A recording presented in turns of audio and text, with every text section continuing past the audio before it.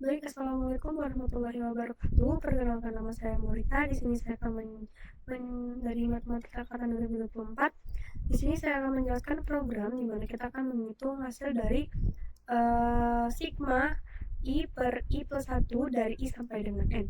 Lanjut kita ke algoritmanya, di mana program dimulai dengan meminta input sebuah bilangan bulat N dari pengguna. Lalu program akan memanggil fungsi hitung N untuk menghitung hasil. Jika N sama dengan 1, maka fungsi mengembalikan nilai 1 dibagi 2. Jika N lebih dari 1, maka fungsi akan menghitung nilai N per N plus 1. Lalu dikalikan hasil dari fungsi hitung N min 1. Lanjut, program akan menyimpan hasil perhitungan ke dalam variabel hasil.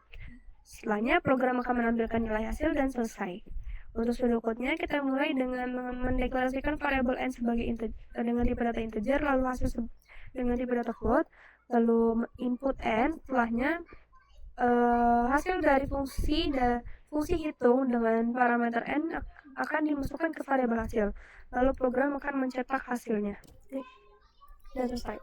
Untuk selanjutnya, variabel I tipe data float. Lalu kita mulai dengan mengecek apakah I sama dengan 0. Jika iya, maka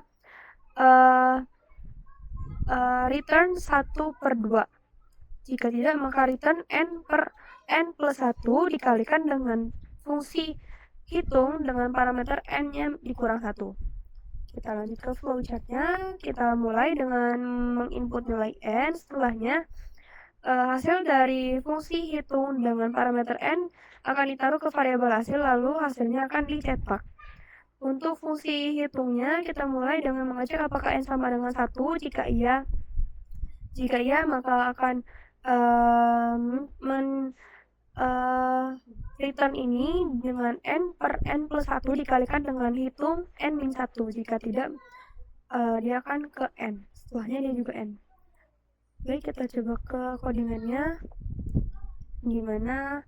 Untuk mainnya, kita akan menginput N, setelahnya memanggil fungsi hitung yang hasilnya nanti akan dimasukkan ke variabel hasil, lalu akan dicetak.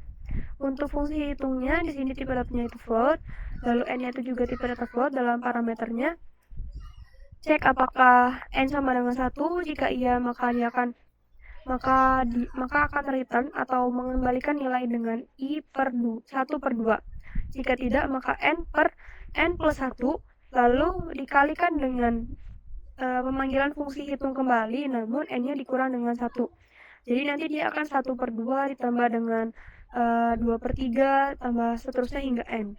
Baik, kita coba running. Seperti di contoh, jika kita input 5, seharusnya dia berapa ya, 0,66 gitu. Nah ya, 0,16667. Baik, kalau misalnya kita coba angka yang lain, misalnya 8, dia hasilnya 0,1111. Baik, cukup sekian dari saya untuk soal ini. Mohon maaf jika ada kesalahan. Saya akhiri. Wassalamualaikum warahmatullahi wabarakatuh.